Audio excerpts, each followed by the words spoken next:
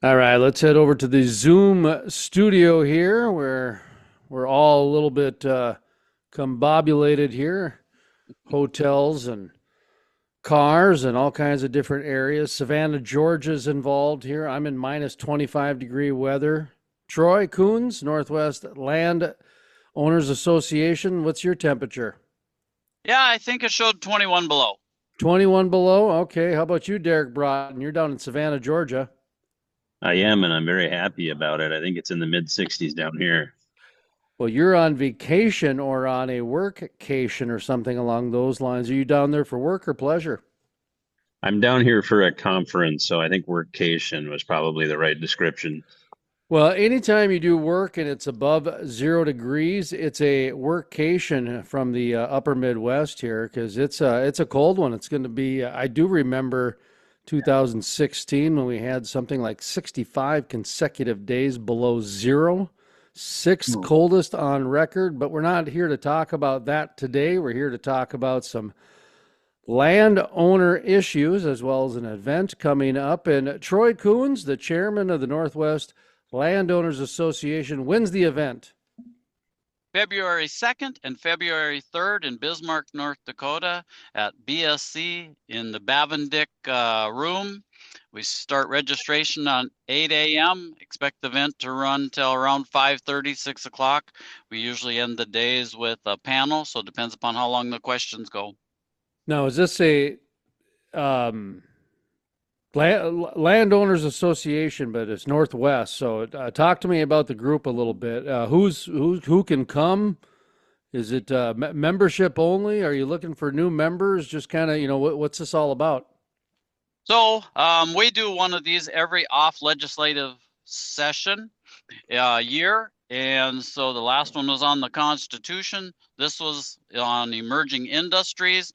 It's open to everybody, citizens, farmers, ranchers, property owners, agency folks, industry, so they can all kind of learn and work in unison here because we're all going to have to get along together. We're a nonprofit and everybody can come. There's a $25 charge for members.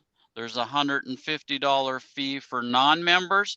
With that, gets you the 2 days to the event and the meals and everything that's included, and all of these exceptional speakers.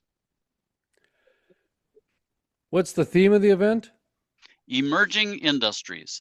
In North Dakota, we have, seems like almost every opportunity coming at us. But along with that, there's a lot of risk to being a property owner, So you got to be versed in things. I don't think I've ever met a person that has a coal lease or somebody has an oil and gas lease that thought Grandpa got it right. And when you say emerging industries, Yeah. and when I think of landowners, um, is this because of issues that are coming up with landowners? The new, I mean, we've got artificial intelligence, we've got carbon capture, we've got I imagine EVs are trying to make their way in through the grid somehow. I'm not sure if they are in North Dakota yet, but they are in other communities where property owners, apartments are trying to put EV charging stations inside, their apartment garages and things along the. So, what exactly emerging industries? What are they? And talk a little bit about that. Well, there's a lot of them. One of them is we have a gentleman that'll be speaking from Denmark on extracting lithium out of saltwater brine. We have the Commerce Department talking about the large gamut of different things coming in and how they view it and all the different things that'll be happening there. We have the Department of Mineral Resources talking on rare earth and critical minerals.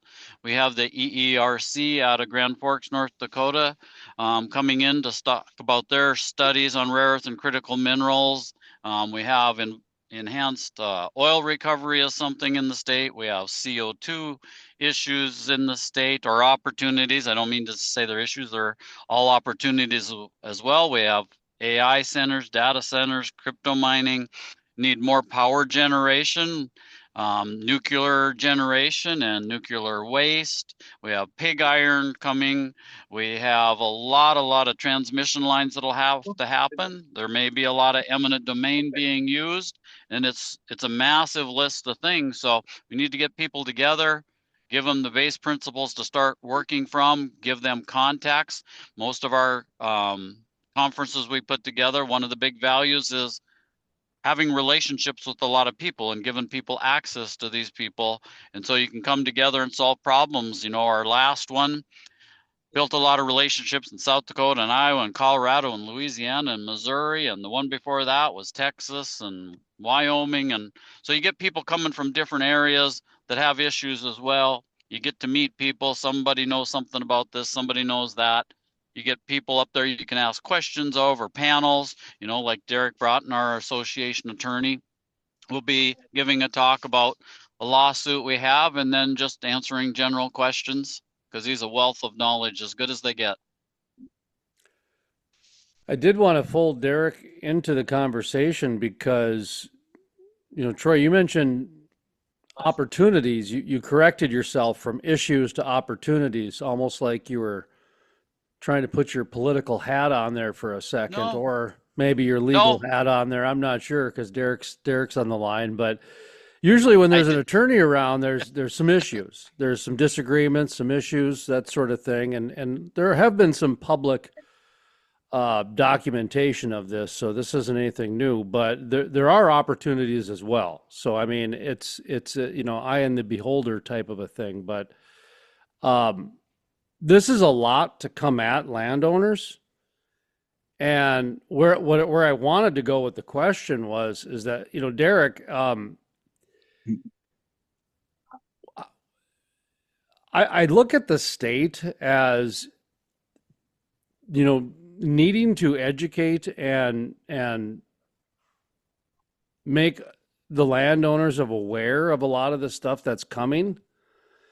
And that list that Troy just read off, I mean, is incredible, absolutely incredible, from just so many different areas, because a lot of the stuff is being funded from the state, at least to get it jump started. So talk to me a little bit about the communication with the state on this, because if you're involved, there's been a history of some poor communication, and is that changing, I guess? I think that's a good question, and I guess what I'll say is I hope it's changing. One thing that Troy and I have talked about is that, you know, up in the oil patch, I have a lot of clients, and I do a lot more negotiating of agreements for things like pipeline easements and surface use agreements. And there's so much development up there that happens through private contracts. And I think that's what Troy means when he talks about opportunities. And for myself, I'd much rather be, you know, negotiating some sort of a contract or use agreement than, you know, getting in a big fight. And I enjoy litigation, but I know that my clients generally don't. But it really depends on the industry, and also it depends on who's holding the cards. And unfortunately, one of the things we've seen in recent years is, you know, there's some ways that I think the government can try to facilitate the development of industries, but sometimes I think the government goes too far and puts its hand on the scales, and it starts to create situations where the landowners are in a position that they don't have even enough leverage to be negotiating, and they're having their property rights simply taken from them rather than being able to sit down at a table and negotiate for the use of their property for some of these projects. Well, and I'll be transparent about when Troy made that comment about, you know, the change it from issues to opportunities. I immediately thought, boy, he must be fatigued. He must be really tired fighting this, because Derek, you know, whether it's yourself or Josh Swanson, who's from Vogel Law, who represented some landowners out in western North Dakota that was fighting some oil companies over some,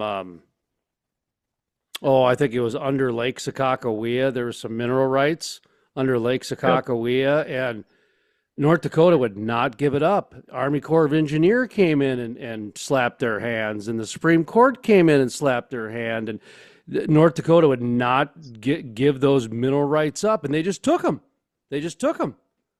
And so when I see what's happened to the Western area water development, or I see what's happened with the Lake Sakakawea mineral rights, and now I'm starting to see what's happening with just some of the pipeline thing, whether it's Jared Bosley down in South Dakota with the famous, the heavy machinery just showed up one day and that's how he found out about it. Or you've got, from my story, interviewing somebody, and I can't remember the name off the top of his head, but he opened the letter on the air and he found out live that the pipeline was going to go through his barn. And that's how he found out. I mean, so to me, what I've seen is a 10 to 15 year, at least with the crude life for 15 years, reactive landowner issues. It's all reactive. Like they're not going out and looking for a fight.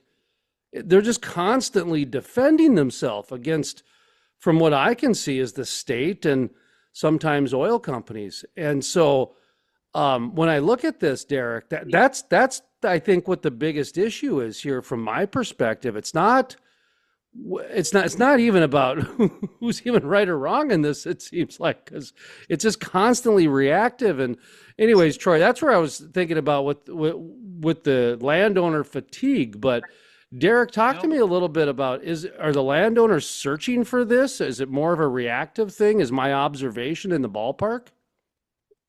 Yeah, you're absolutely right. I mean, my experience working for North Dakota farmers and ranchers and landowners in general is that if you come to them and approach them respectfully and ask them about something on their property, they're going to have a discussion with you. And in the majority of cases, they're willing to make a deal about it.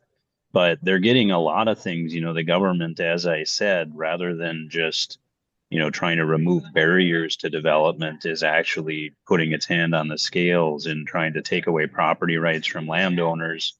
And you're right that a lot of times landowners find that out when someone comes to sit down at the kitchen table and they say, well, I don't know how I feel about that. And the company says, well, you don't have any rights anyway, so you better sign it. And I think that's, you're seeing a lot of pushback in that way from the landowners because they're watching the government sort of not just side with industry, but literally take away property rights in order to help industry. So I think that, it's definitely not the case that any landowners are going out and looking for fights. In my experience with Northwest landowners and a lot of the landowners in North Dakota is that they prefer to be and often are partners with industry. The entire oil patch was developed alongside landowners. And so, particularly in North Dakota, I don't think at all that landowners are not pro-development. They generally are, but you need to treat them with respect and treat them fairly. And I think that's what's not happening in recent years. Troy, when did it change? Well, has it always been this way? There's probably been always maybe this tendency, but I think when things ramped up through the green energy and the oil and gas wild west days, and everything had to go so quick and fast, they started the process of stepping over the Constitution, to make things go faster and cheaper. And, I hear that argument a lot from legislators or industry. And I always push back that, I can't even fathom how our forefathers wrote such a lasting document. And we've built the most advanced country in the history of the world working with that document. So when they say they got to go faster and cheaper, I disagree. And earlier, I kind of did misstep, and I hardly ever do that because I do view this as just great opportunities in this state. It is great opportunities, but with that comes massive risk. You have to be educated and versed because you might have 3 different opportunities that come at you and might not work in unison. So which one do you pick? What are the larger long-term liabilities to your family legacy and your properties if you're not versed in it? What are the real key things that you need to know about a lithium mine or a rare earth mineral or CO2 going into your ground and how it changes your pore space, and can you ever use it again for some other purpose that we don't know about? There's just so much happening. Derek, I have a question for you.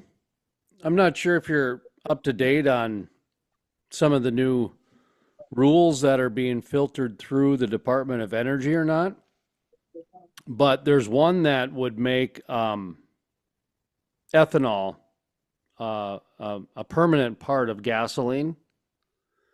E15 is what I think it is.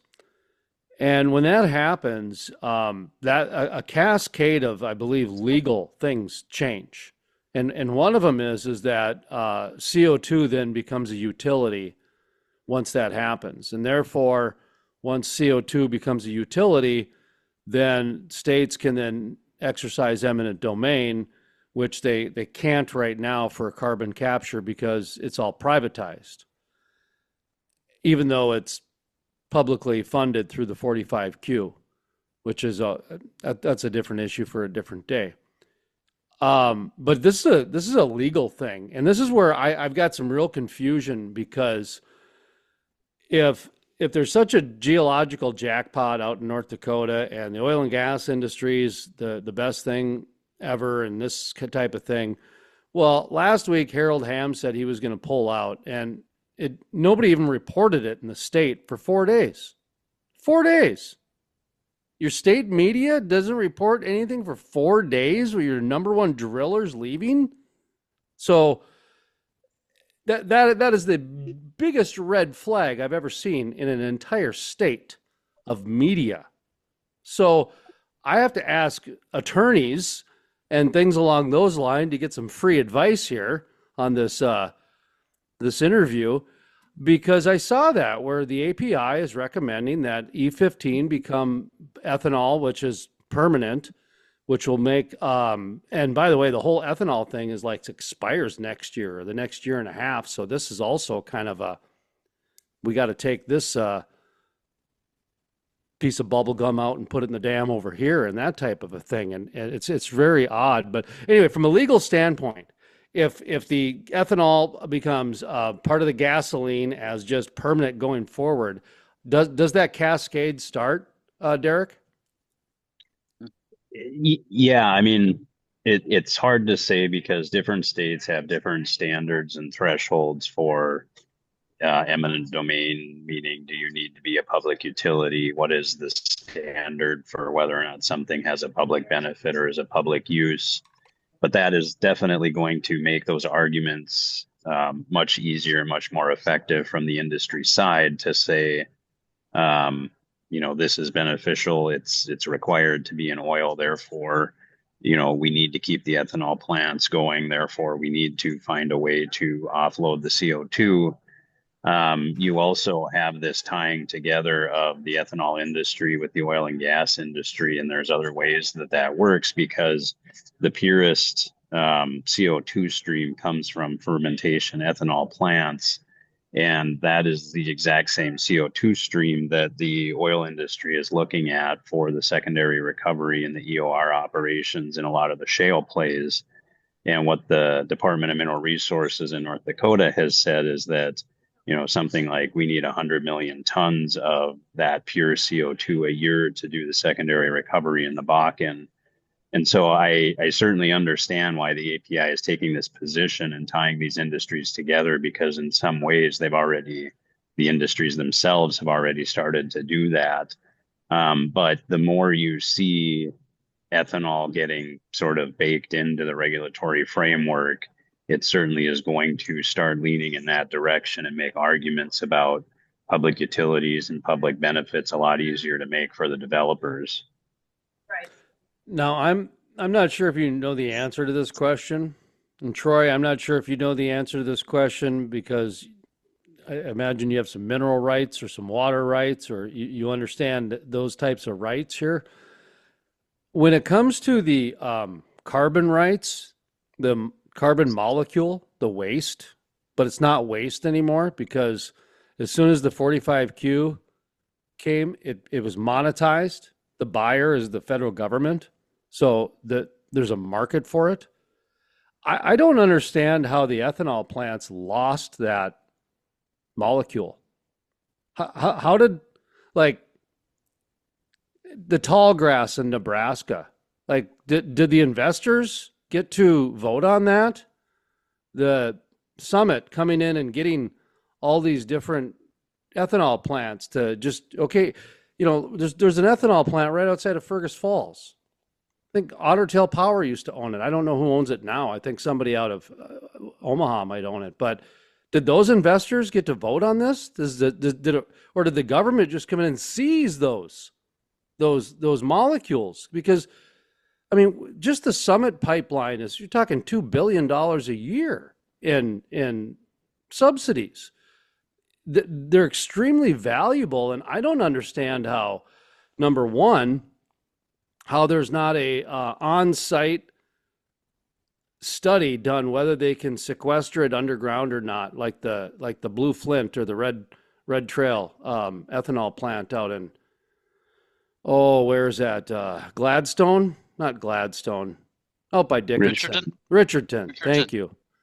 That nice sauerkraut triangle out there. Dickinson, Gladstone, and Richardson. All right. So that's a little Ukrainian out there, isn't it? They got some Ukrainian borscht soup out there, now that I'm thinking about it. But anyways, okay.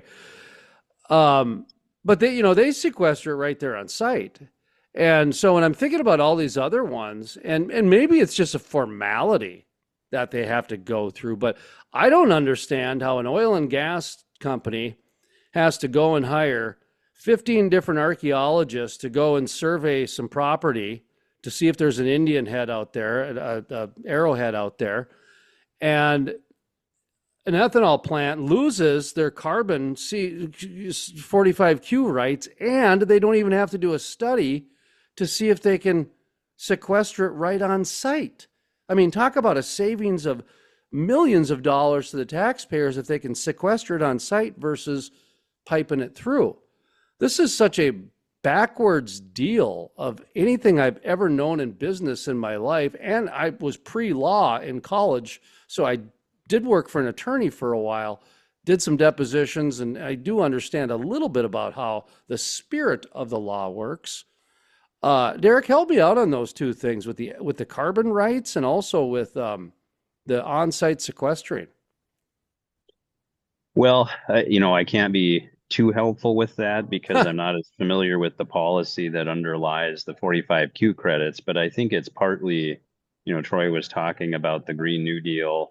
And I think that part of what we're seeing is there was this rush with the 45Q credits to get the statutory framework in place.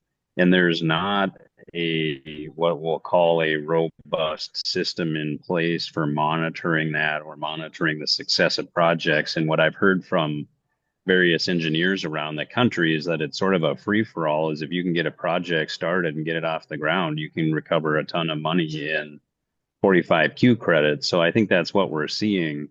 But I think that the arguments and claims about economics get a little skewed. And the Summit project is, a good example where, putting aside different disputes about it, there was this claim that, well, we need to do this for North Dakota ethanol. But the reality is that a lot of, there was only one ethanol plant in North Dakota that was attaching to the line. Otherwise, it was ethanol from Iowa, South Dakota primarily.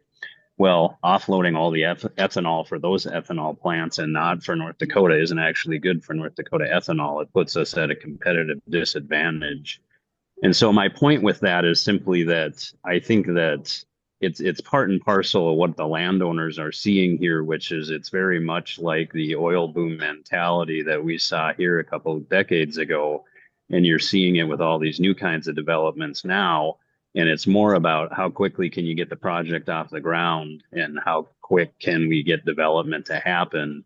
And a lot of people, including developers, aren't really thinking through the questions you're asking.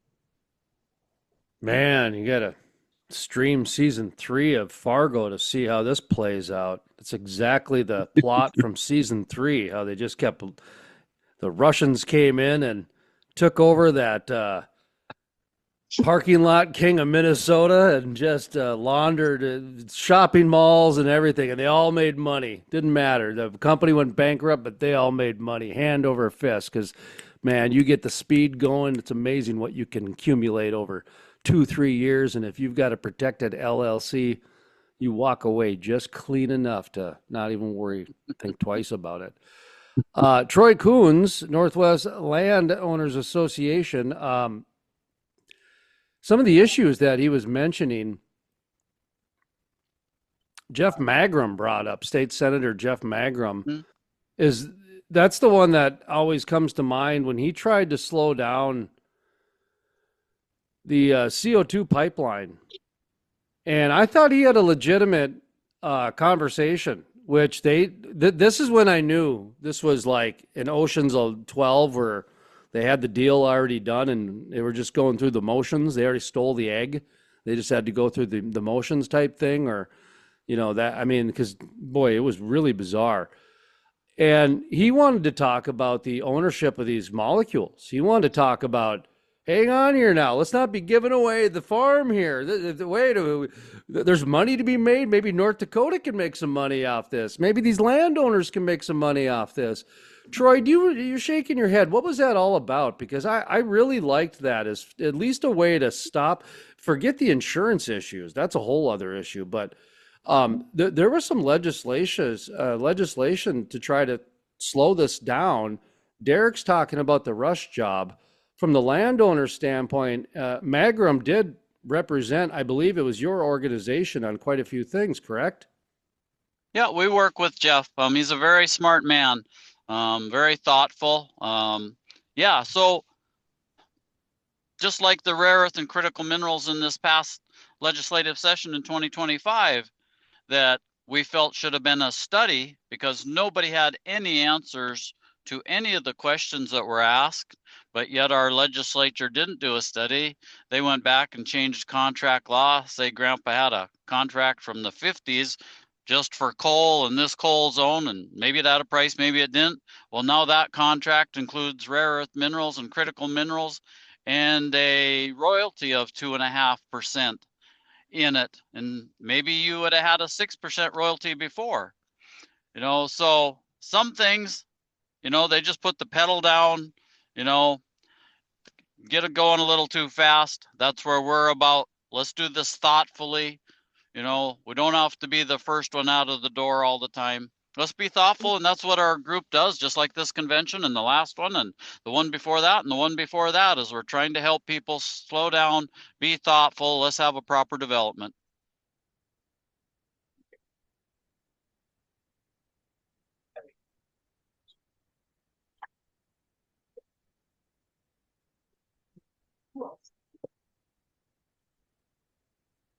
I think there's a trend, it feels like, that's getting close to coming more and more to the surface. You can see things happening where, as you were mentioning about the 15% ethanol, there's other things I think at play, trying to federalize more things than allowing states to have rights on certain issues too. There's a trend that way, I believe. Are you doing anything with AI, artificial intelligence? We haven't done anything with it yet. No. No? Okay. There impacts on water, impacts on sound, impacts on energy grid, just to name a couple off the top of my head that I'm hearing here on the eastern side of the state, where I saw last week the labor secretary came and did a golden shovel dig with Doug Burgum for the new AI data center coming to, is it Harwood, North Dakota is where they must be if the labor secretary. Kind of funny, the labor secretary is coming to celebrate a building that's going to basically replace jobs. That's you can't really. I mean, it's just. I'm sorry, but I can't. There's low hanging fruit, man. It's just low hanging fruit. That's the one thing that's just kind of, I don't know, frustrating. It seems like if anybody tries to make a joke or be, make just some observations, boy, it just is Yeah. like they act like you're just attacking them. I've made this point for a long time that the ethanol industry, they got to stop being the victim someday. My goodness, I've never seen an industry just embrace victim language. And I'm an editor of 25 years, so I mean, it stands out to me like a sore thumb. But um, uh, Derek, what are you recommending for these landowners to do? Well, that's one of the reasons I like Northwest Landowners is one of their missions is to get landowners educated. And you're And speaking, right? You're speaking at the event? I am, and I'm going to be talking, Yeah. about some of the recent litigation Northwest Landowners has been engaged in. But, I also have a practice working for landowners on all these types of issues. And, the best example I can give is the oil patch, where when things first got underway, landowners got taken advantage of a lot more than they do today. And the difference is how educated they are. And when you have a big group of educated landowners wherever they are, they're going to be much more well positioned to deal with these kinds of development and to negotiate agreements for themselves and to know their rights. And I think it's true both of the landowners and the local governments. It's important for them to know what power they do have. And so, as Northwest Landowners has found, some of those rights include use of the courts. And so I think for a lot of landowners and others, that's a place of last resort, and it's certainly a place of last resort for Northwest Landowners Association. But that's what it comes down to sometimes, and I think that landowners need to know that they have access to the courts when it comes down to it as well. Troy, how is it to work with the other state representatives? I've got a myriad of examples that are not favorable from probably, we'll call it 2016 to 2022. And from 2020 to 2022 are some of the worst stories I've ever heard in my 40 years of being in the media. True story. 2016 is when I started getting probably double the landowners contacting me because like I said, there was some in the beginning where we would follow some different cases and that sort of thing. The Lake Sakakawea one just comes to the top of my mind with Josh Swanson from Vogel Law, and I think he's a bison guy. That's probably why we kept it going. He's a Swanee with the bison. I'm a former bison guy too, so. Unusual to have an attorney not from UND in the state. So there we go. Okay. I'm just trying to think about why we followed that story so much. I know we had to do some paddle fishing too, because we'd go out there and interview some paddlefish people. Anyway, I digress a little bit here, but when I think about how it changed, is it getting better? Are they starting to open up a little bit more? I know for a while there, I mean, they were ducking when they were driving by landowner. I mean, like these politicians were ducking when people were outside. They were neighbors, and they were basically trying to eminent domain their land, and they were ducking when they were driving by. So it was a ghost car. I mean, you can't make this up. And people outside the state probably think we're crazy, but no, this is true. This is like this is the most sophisticated New York muckraking backwoods politics you've ever seen in your life, because it's like they threw mud and spaghetti at the wall, and whatever sticks, well, we'll throw some more at it later. I've never seen anything like it. But talk to me a little bit about, are there other people that are helping out? Or is it turning a little bit, or are they still having these kinds of issues? Well, I can tell you that you need to stand together. I find our little group standing alone all the time. We do need more members. We do need more money. We do need more allies. But for such a small group that's based around education and facilitating relationships, I feel like we've had a massive impact. In the legislative area, there for some of those years you're talking about, you could have lots of discussions, but a lot of the decisions were already made. I feel like maybe the last two elections have got us from maybe always having 34% of the legislature in our court, and we're trying to fight to get the extra 9% or whatever, you know, to now it's getting closer to the 50-50. If this next legislative or election, I mean, goes the same, I think we're going to have a better chance, because not everybody's mind is already going to be made up. You can have some honest dialogue, you know, look at the facts. I think the legislators and the agency people and everybody know that we're a group that are there honestly protecting our constitutional rights. We're not going to lie to anybody, but we're going to stand strong and fight for it. And so farmers and ranchers, they're farmers and ranchers for a reason. It's not to be at a podium fighting about something. It's come to my farm, shake hands, let's make a deal, talk about it.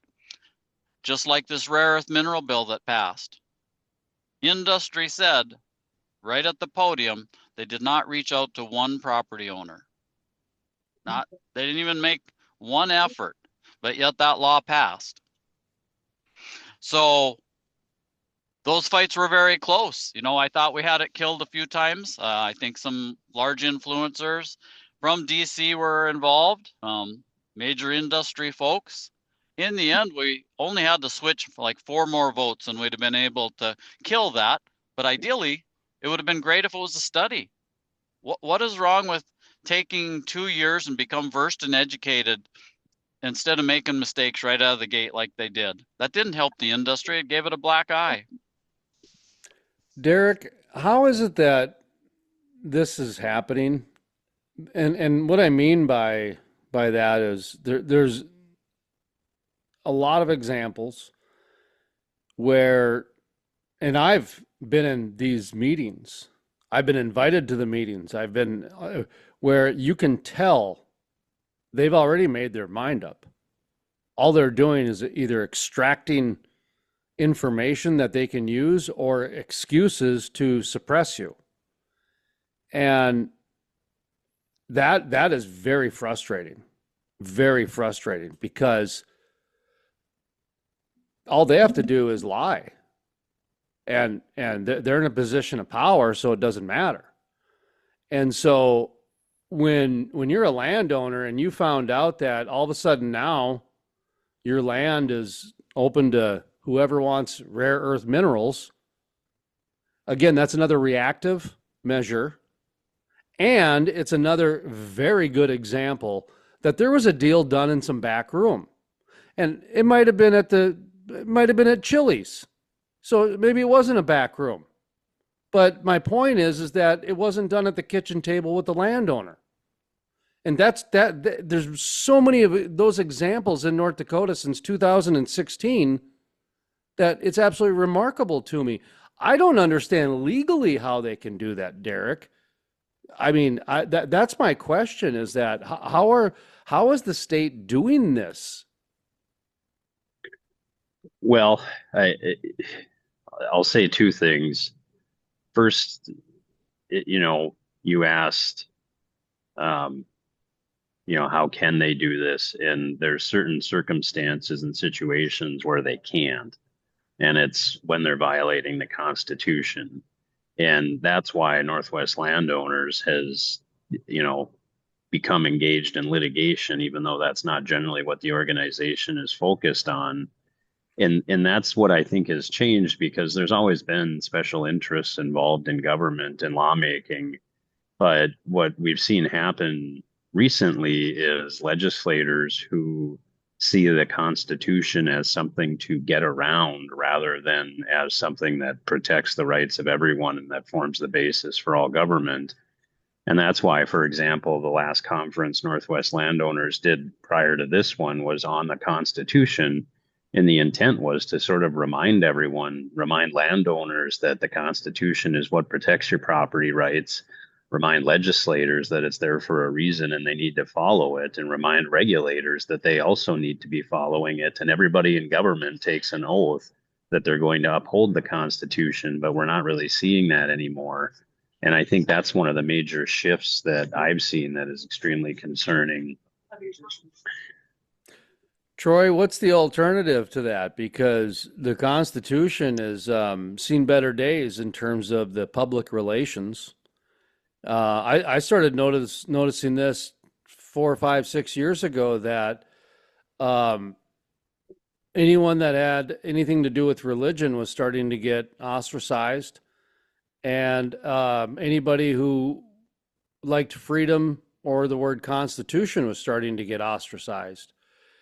And I don't know if it was at the same time as the ESG DEI movement, but boy, when those two clashed, um, it just to me it seemed like the word Constitution became a dirty word, and I almost wonder if that's a bigger obstacle for the landowners now. Well, um, I our don't know. I organiz don't know why else the politicians wouldn't support it. Is what I'm getting at. You know what I mean? Yep, Seems like a yep. junior high deal. Well, I know our organization up until our first lawsuit was just education. And when we saw them blatantly and bold-facedly taking our constitutional rights, we took the challenge on of lawsuits. There's a lot of them we could be taking on, you know. We're working our way through the list here. It is very disheartening, but we're not going to back up. If anything, we're going to get stronger and stronger and fight the fight. I think we have a beautiful system. I have told a lot of people here in the last few months, I believe the system truly works, but if you're not involved, you're part of the problem. We need more people to quit looking down, getting distracted by their phone, be involved in the system. If you're involved, and it starts with, you know, this goes way deep, but be involved in your city council, be involved in your township, be involved in your county. More people getting involved, all the way up to being a member of a group like ours. We can fix this and we can turn the tide. I feel like we are turning the right direction from some of those darkest days, even though this rare earth mineral bill just went into effect a few months back. I feel like we're in the fight. I don't think it's hopeless. We just need people to get involved, and that's why we do these meetings. There's days, yeah, our membership and citizens, I mean, I get lots of calls, and they're just shocked at what happened. I have people even get upset with me when I say, oh, they just passed this law, and they're like, Troy, you can't go out there and lie about what our legislators have passed. So then you pull up the law, and they're just shocked. Their expression goes blank. That's what their legislators did to them. So we're going to stay the fight. I think with folks like yourself and other good media, good citizens, some of the legislators that'll stand strong, not be bullied. You know, there's a lot of bullying goes on in that Capitol building too. You know, we need good, strong people in there to stand up for the citizens. That's why they were elected to go there. Derek Broughton, he's going to be jumping off here. Are you still there, Derek? I am, yeah. Yeah, we'll let you say your goodbyes or final thoughts then here. Well, I'll just say I appreciate it. I appreciate you. I've followed a lot of the media that you've put together, and it's nice to have, you know, real media in North Dakota and covering some of these issues. I'll echo what Troy has said, you know, a number of times, which is just that I work with landowners, and I'm always encouraging landowners to get together in groups because they get more negotiating power. There's more power in numbers. And I think it's really critical for landowners to recognize that you're never going to have, you know, you're never going to have the money of the industry, for example, but what you can have is power in numbers. And that's one of the ways landowners can fight. So I think with organizations like Northwest Landowners and just neighbors getting together, that's one way that they can start to turn the tide. And you're speaking at the event on the 2nd and 3rd, correct? Yep, I'll be there, and I'll be speaking about some of the recent litigation and probably taking questions at some point as well. And you're representing a lot of the landowners right now in a current fight, is that right? Yep, I am both representing Northwest Landowners Association in a challenge to the constitutionality of some of the carbon sequestration laws. I'm also representing large groups of landowners in a number of different fights, including one of the specific permit fights revolving on one of the carbon sequestration projects. And in general, what I do is represent groups of landowners fighting for their property rights. And what's the law firm that you are affiliated with? Broughton Law Firm. Oh, so it's are you related to Derek Broughton? Okay, Derek Broughton of Broughton Law Firm. Okay. Yep. There we go. Well, we figured we might as well get you a plug so you can give us all this free advice and Appreciate it. everything along those lines. So, landowners, all right, encroached upon by people they don't want encroached upon. Broughton Law Firm handles those. Okay. All right. Well, hey, have fun down in Savannah, Derek. Okay. Appreciate it. Have a good one. You bet. We'll Thanks, catch you on the Derek. flip side there. Yep. And we'll transition or segue over to Troy Coons, Northwest Landowners Association. He's the chairman. And we've been kind of going through a few different issues and opportunities and lawsuits that have come up. And they've got an event on the 2nd and 3rd in Bismarck, North Dakota. And no, you were saying that a lot of it was when the oil and gas came in, those mineral rights seemed to be negotiated okay, and then when the bonanza came, like in 2012 to 2000, and I think it was what you said right before that first dip, right? So about 12 is when kind of the speed and the bonanza, the starter pistol came and everything got sped up, and anybody who resisted was more of a reaction. And by then it was too late because, hey, we're already at the 50-yard line, pal. Is that kind of what the timeline was? Yeah, it's sped up. Otherwise, a lot of things moved at a lot slower pace, and it moved really fast. And it's hard for small entities like a township or even some of the counties and farmers and ranchers to understand all that. Say you take one of these pipelines.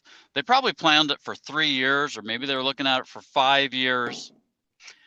And it's always the property owner, and they know they need us because we have 90-some% of the property in the state, and they've got a base plan of where they're going. But we always get the 30-day notice. They have time to work with the agencies and the legislators and get everything kind of looked at. Then they'll come rushing into the townships and the counties and the property owners with these quick 30-day notices. For a farmer, and there isn't many law firms doing what Derek does specifically for us to get a hold of and get those responses and things figured out that quickly. There's a lot to learn when you're looking at something that's going to be generational on your property. Yeah, it gets to be very difficult because the part of it no one talks about is that when you're reactionary, especially when it's your land, I believe in most instances it's done as a strategy. And what you said before validated it. They're planning this for 3 to 5 years. They give you a 30-day notice. You show up, you find out they've been planning it for 3 to 5 years, and you just got a 30-day notice. So now your flight gets even more discombobulated because now you just got this injection of rage to go along with the confusion.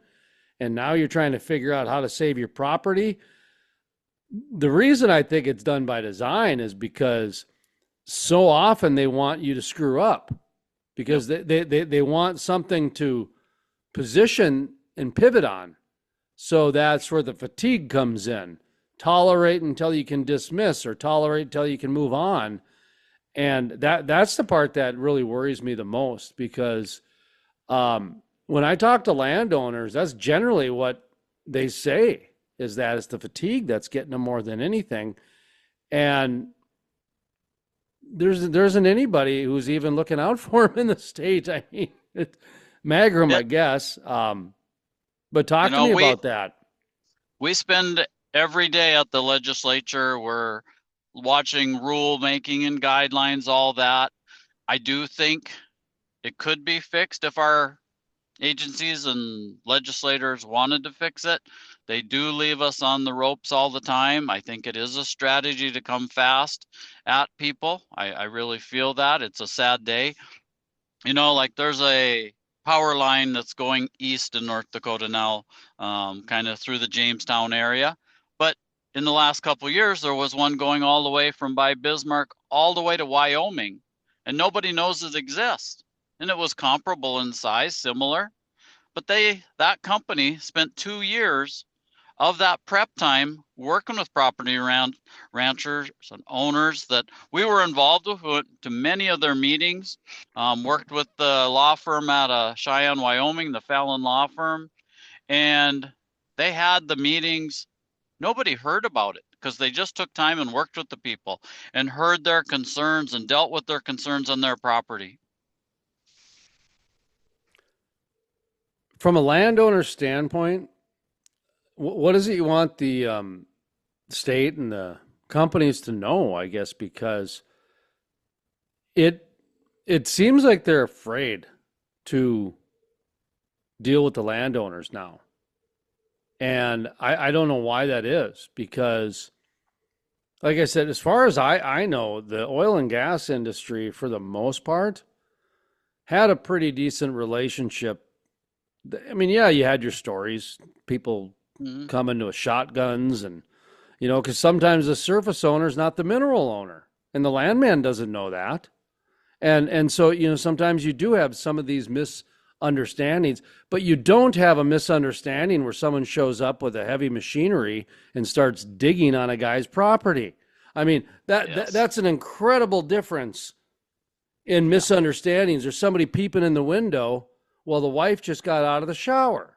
I mean, these are really far differences from what the oil and gas industry got a bad rap for, and theirs was very, like I said, for an industry that had to basically figure out how to do mineral rights, they walked away without probably as many casualties as they should have had. Now that I'm thinking about it, well, I mean, think about it. You got in the Bakken, it's some of the worst because you got 64 people that own 1 acre, and they get 1 penny.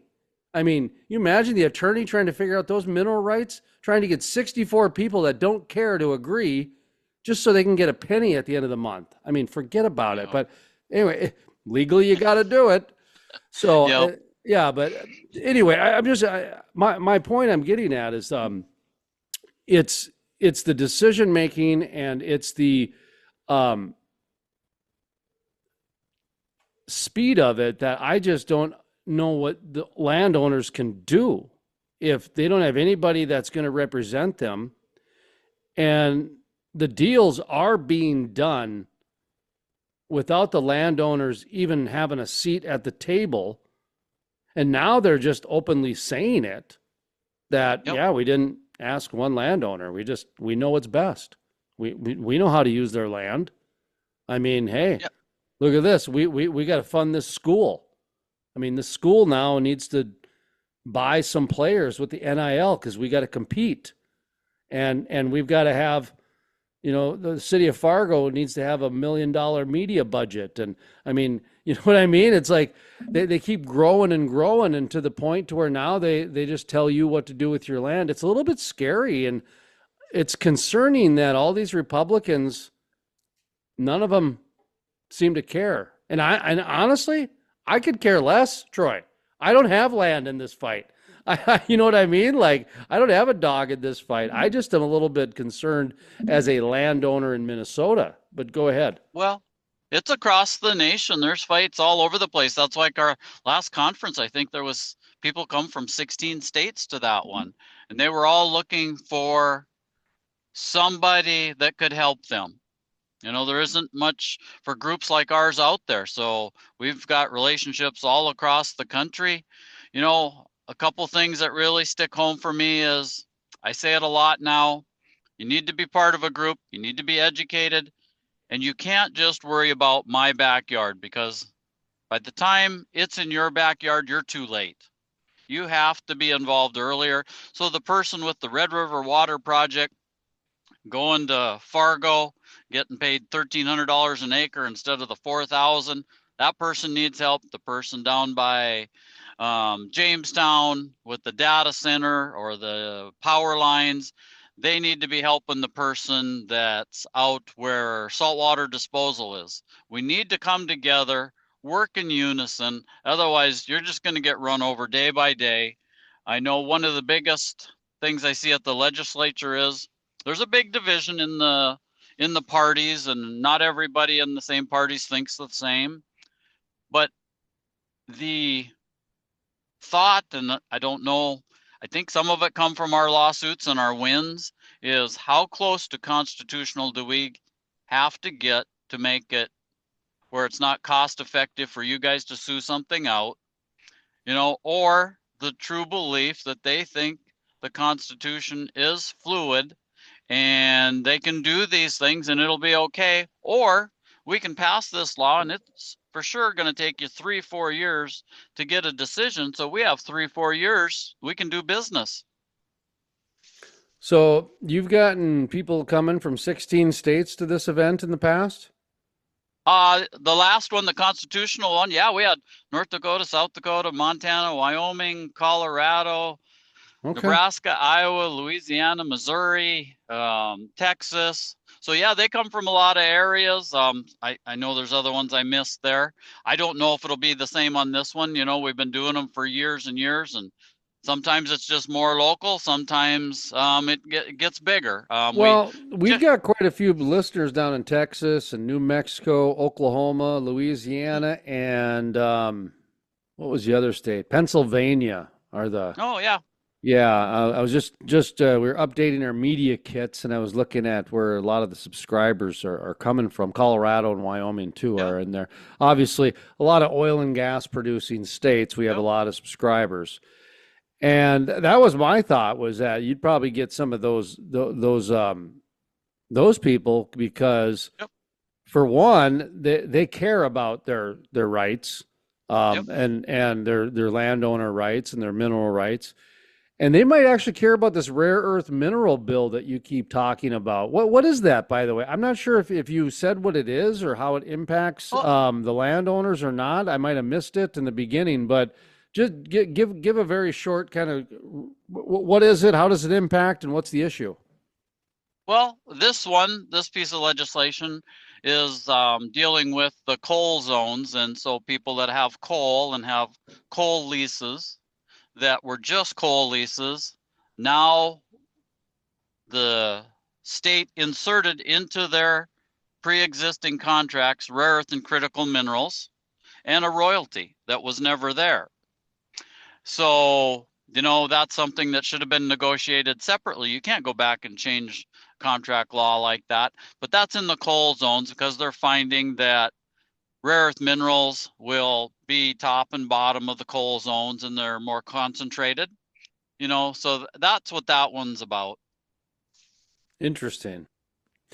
And if anybody out there is wondering about the rare earth minerals, that's one of the reasons Greenland keeps popping up in the news, because well, I mean, there's a couple. I thought, honestly, it was going to be the silver that was going to be the biggest driver for Greenland, because Greenland's got one of the largest silver mines untapped in the world, and so much of our phones and our computers and technology has little just dots of silver. Silver and gold and platinum and palladium are just some of the best semiconductors out there, and when you're using batteries that can start on fire, you need palladium and you need platinum and you need gold and you need silver.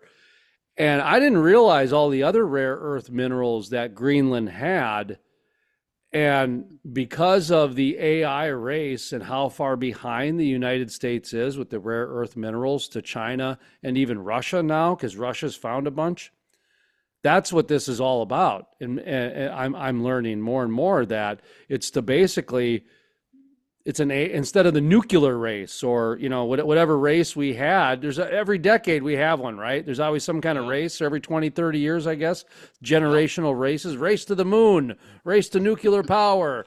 Now it's race to artificial intelligence, and it's rare earth minerals. And so people in North Dakota, people in Texas, people in, you know, your water, you can get lithium out of your water now. So, I mean, this is one of the reasons why you need to show up to these different conferences, because,